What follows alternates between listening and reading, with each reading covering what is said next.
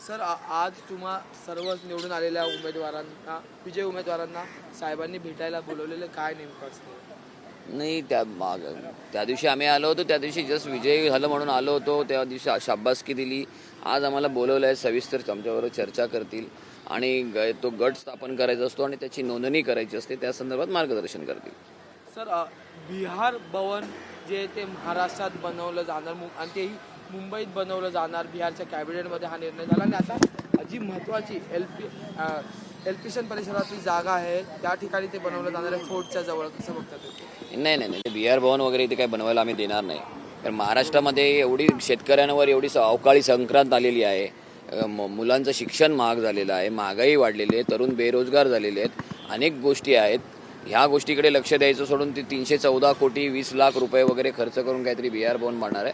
माझं म्हणणं असं आहे की त्यांना ते जे बिहारी लोक इथे उपचारासाठी येतात त्यांच्या राहण्याच्या आणि खाण्याच्या सोयीसाठी तुम्ही एवढा खर्च करण्यापेक्षा बिहारमध्येच तुम्ही एवढ्या मोठ्या पैसा वापरून तिकडेच तुम्ही का नाही उपचारासाठी हॉस्पिटल मोठं उभं करत?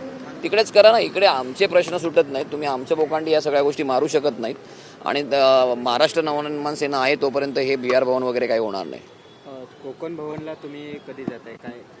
आता राज ठाकरे साहेबांनी आम्हाला बोलवलं आहे, त्या संदर्भात आम्हाला ते मार्गदर्शन करतील आणि त्यांच्या मार्गदर्शनानुसार पुढील दिशा ठरेल.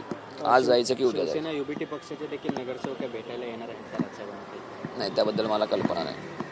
उद्धव ठाकरे यांनी आपले नगरसेवक सांभाळून ठेवावे असं काल सूचक वक्तव्य एकनाथ शिंदे यांनी केलेलं आहे. त्यानंतर एक चर्चा सुरू झाली की काय ऑपरेशन टायगर आता शिंदे सेनेकडनं राबवलं जाते. नाही, बघा आत्ता जे निवडून आलेले आहेत शिवसेना किंवा मनसेचे उमेदवार किंवा नगरसेवक हे सगळे कट्टर आहेत. कारण ते जे निघून जायचे होते, गद्दार होते, ते अगोदरच गेलेत. आता जे निवडून आलेत ना ते शाखांमधले कट्टर सैनिक आहेत सगळे. त्यामुळे ते कुठे हलणार नाही. ते ऑपरेशन टायगर वगैरे हे काय लागू पडणार नाही, ते फेल जाईल त्यांचं. त्यामुळे त्याची काही भीती नाही. मी बघा ना, मी राजरोजपणे क्रिकेट खेळतोय, सगळं खेळतोय आणि हे यांच्या नगरसेवकांना डांबून ठेवलेलं. आमचे नगरसेवक मस्तपैकी मी काल रात्री क्रिकेट खेळत होतो.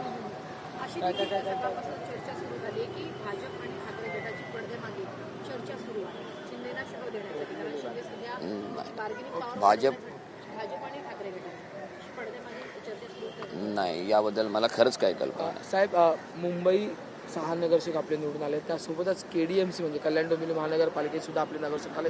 ते त्या दिवशी शिवतीर्थावर सुद्धा भेटून आले.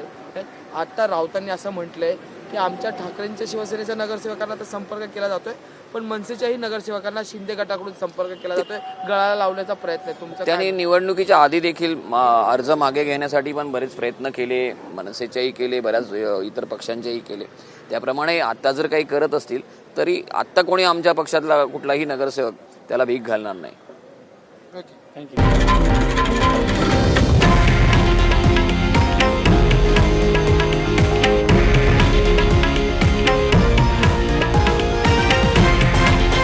हे आहे देशातील नंबर 1 न्यूज नेटवर्क आणि आपण पाहत आहात TV9 मराठी, एकमेव.